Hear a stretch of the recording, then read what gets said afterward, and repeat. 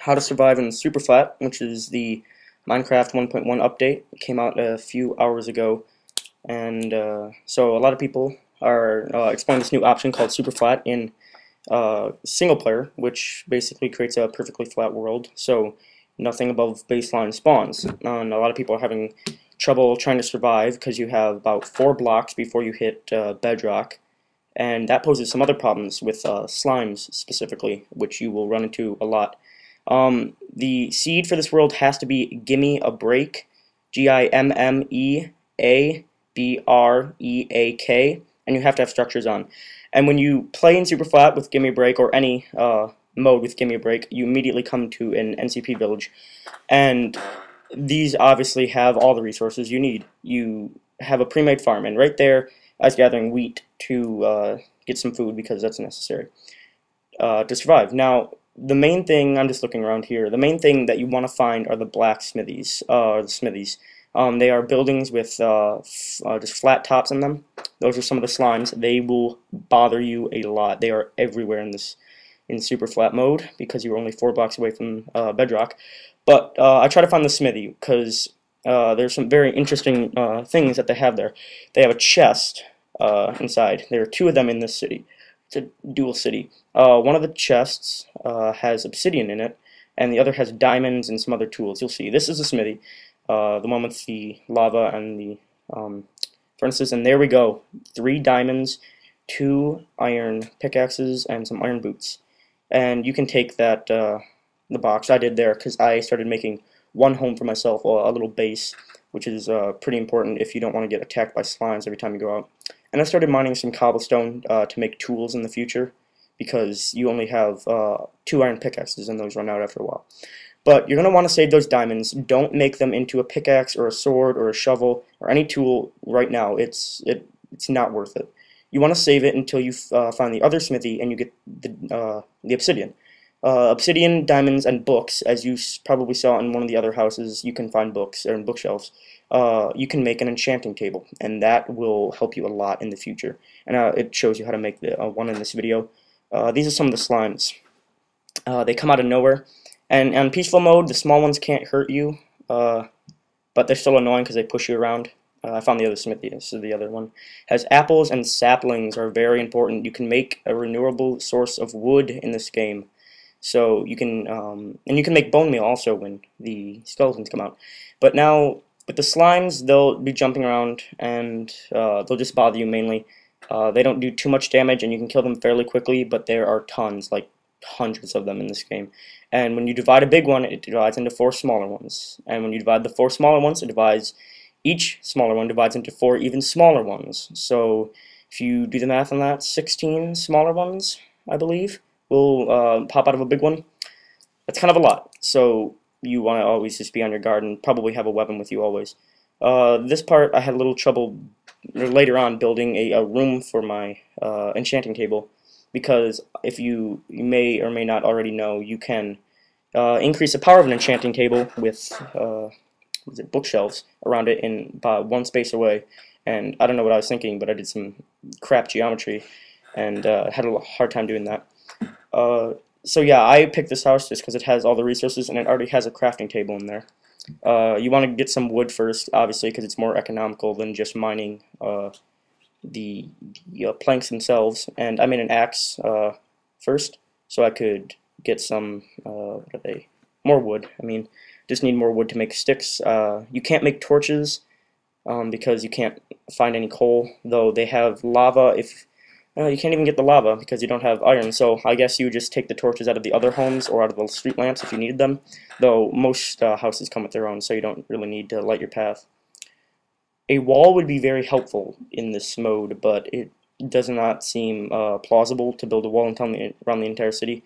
Slimes and other mobs will be there every night, and it's really hard. There's really no way to articulate it other than the fact that you will be inundated by skeletons or skeletors, creepers, spiders, and all that. Very few Endermen have been spawning in the flat world. I've seen maybe 1 or 2, even less frequent than I see them in a normal one.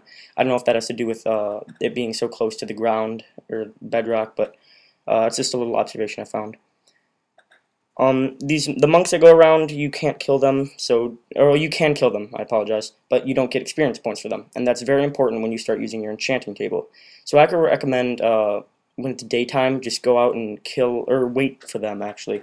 Wait for the slimes to come inside and start attacking them. And as you can see, I have quite a few here when you divide up a big slime. It's into 16 smaller ones. And you get experience points, and that determines how big of an enchantment or how powerful of an enchantment you can put on any tool. Try to keep them slimes away from your farms because they will flatten the land with like one jump. See, they're flattened there. But that makes it perfect for planting trees. So I planted a few just to make sure I have enough wood, and they give you, I think, 6 saplings to start with. They have a renewable well, but try not to fall in it if you don't have any blocks because you won't be able to get out unless you dig through the rock itself, and that's kind of hard while you're floating. Alright, this is how you make the enchanting table. This is probably the most important thing you can do when you first get on here. You need 4 obsidian, 2 diamonds, and 1 book. So I formed it here. You put it in like a T shape, and you put 2 diamonds on the side, and a book up top, and there you go. You have your enchanting table. And normally that can do some pretty low-level enchantments.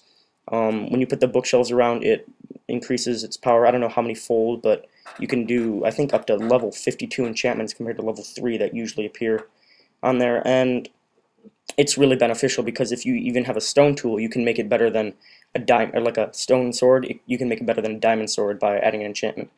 This is where I had some trouble talking or building the room about it. I was trying to make it so they would have a 1 block between the bookshelves, which is the proper setup. Imagine like a donut hole. The outside rim compared to the hole itself, it's like 1 thickness away, or 1 block in our case. So this is basically the only way I found to survive successfully in Minecraft on Flatland. A lot of people, they just start off and they find animals and stuff, but when you don't have resources like wood, you can't really build a home. You can build one out of dirt, but it's pretty simplistic, and I wanted to go a bit more advanced than that. So I mean, I have tools, I have armor, I have obsidian and diamonds. That's, I mean, pretty much most of the game. And you can breed animals, which is a big misconception in the other games. You were not able to breed animals because you could plant. I don't know if you could even get wheat seeds, but in this game you can grab the wheat from the farms and you can lure the animals in. I'm sure you know about that property. Animals are attracted to you when you're holding wheat, so you can put them into one of the many farms that are there. There's one to my right and left now, and you can give them wheat and breed the animals, and you can have a sustainable supply of both meat and grain from the wheat. And I mean, it's basically just survival mode on the extreme because slimes are everywhere. And it's rather cool to be able to look out and see just flat plains for miles, or blocks in this case, around. There I'm just collecting the slime balls, which are pretty much pointless in a flat version because you can't mine redstone, so you can't make sticky pistons. So usually they'll start filling up your inventory pretty quickly, and you'll probably want to get rid of them. That's why I usually throw my garbage into the lava right there, because then it instantly destroys and I won't accidentally pick it up. So you can't move any of the glass. That's normal. I mean, it's normal Minecraft except slimes, and you have very limited resources. That's why I recommend spawning next to the city, because you're actually able to get wood and trees, which was a major problem that plagued many people who started playing Superflat. But yes, I recommend making 1 house, and the rest of the buildings are basically up for grabs resource-wise. I take all the books and stuff out of buildings and I put them in mine. Anything valuable is yours to take. That's why I mean, I usually start destroying the smithy because it has stone slabs, which are useful for stairs. Because I hate the stone stairs themselves. They're really shoddy looking, so it adds a little bit more class to this game. And they have lava, but you can't really utilize it unless you open it up to help kill mobs when you're fighting, though you run the risk of actually hurting yourself by doing that. And yeah, killing the big slimes is not too hard. It's just the numbers themselves that are really going to do you in. They will just flood your entire city. So I recommend that you try to wean them every once in a while, if there's like 3 or 4 big ones in your city, just try to take them out because they're not going to go anywhere and they just keep running towards you. In the creative version of this game, I mean, it's the same, but the new features that they added are rather interesting because you have eggs for every different kind of mob. But we don't get to see that in this preview because this is just about survival. Creative mode, you don't need to worry about your hunger and health. So yeah, this entire process was to build a room for my enchanting table, and I I don't know what I was thinking, but I don't think I did it right. Or I planned it very poorly. I got it down here, I think, and then I start building up the room. And nightfall sets in. Nightfall, to put it lightly, is a biatch on Flatland. There are so many mobs. You think the slimes are bad. Just imagine that, except with spiders and skeletons and zombies and very few endermen. So every negative mob will spawn out there. I mean, they have good mobs also, but I don't believe they respawn if you kill them, though then hostile mobs will. So that's why I tried luring the passive mobs in and trying to breed them, because it's a lot more beneficial than just going out there and killing them.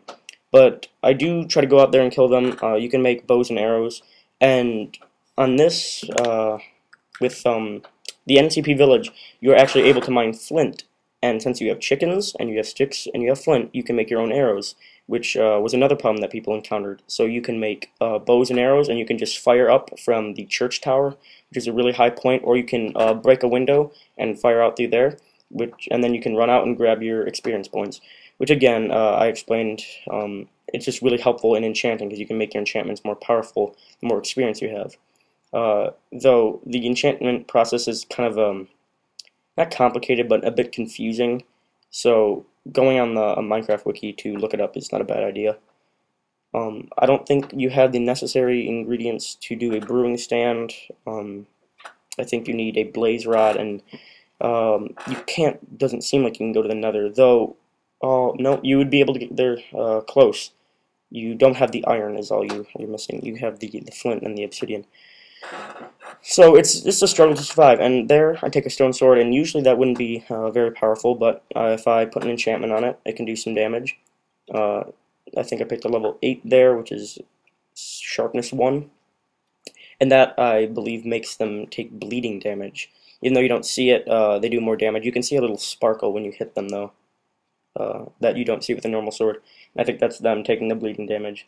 Kills medium-sized slimes with 1 hit. But the more kills you make, the more enchantments you can do, and that lowers your experience points. It basically costs experience for you to enchant stuff. And so I would just go around. I didn't put on my iron boots, which was probably a bad idea, and I should have. You get different armor. And I found that if I died, which you don't want to do, you get spawned decently far away from the village that you'll have to wait for it to render in the distance to be able to jump towards it. So it's kind of a struggle to. So if you just respawn, and run in a direction, you probably won't be able to see your village. You might run to the wrong place. But I found out that, it seems like the city resets when you die by creeper. Is the only way that that's happened to me. I was playing and a creeper blew up, and I went out to the in the field. I ran back to my city. Everything that I had changed had gone back, and the stuff inside the boxes in the smithies was different. I got gold bars and 2 steel helmets. I got an axe or something. I don't quite remember, but it's different. And then when I died by spider and I went back, all my changes were still there, and there was nothing in the chest anymore. So it seems like that may only happen with creepers, or that may have been just a one-time thing that happened to me. There I grew the tree using some bone meal I collected. It's important to have a good set of renewable resources, and that bothered me when a creeper blew up the foot of my house so I couldn't get in.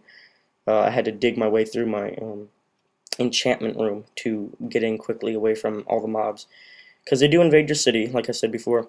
And yeah, there's some more slimes.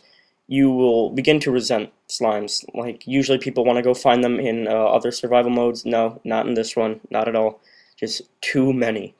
I don't know if that was an actual a planned thing, but from my best assumption, it seems like they didn't want that to happen because it seems pretty counterintuitive to just a flat world when you have these giant, squishy, live moving blocks running around after you. You can hardly do anything. So, and that's why I kind of figured that this is more aimed towards creative mode instead of survival. Though survival does present a really fun challenge for those who think they're pretty good at Minecraft. Sometimes you can add a dual enchantment onto things, and that's what I was trying there, but I couldn't get any of them to work. And that's basically the easiest, quickest setup that you can do to ensure your survival. And then you just go around your day-to-day. You try to collect more, build bigger houses, and the limited stuff that you can do. Instead of mining iron and gold, you're going to be cutting down trees that you've grown and collecting skeleton bones. It's more realistic.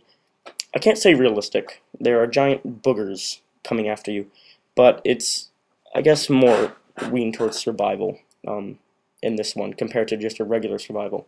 And there I died. I think that one was by creeper. And you can see here, oh no, I exited out, but you couldn't see the house. And that is just a preview of how to survive.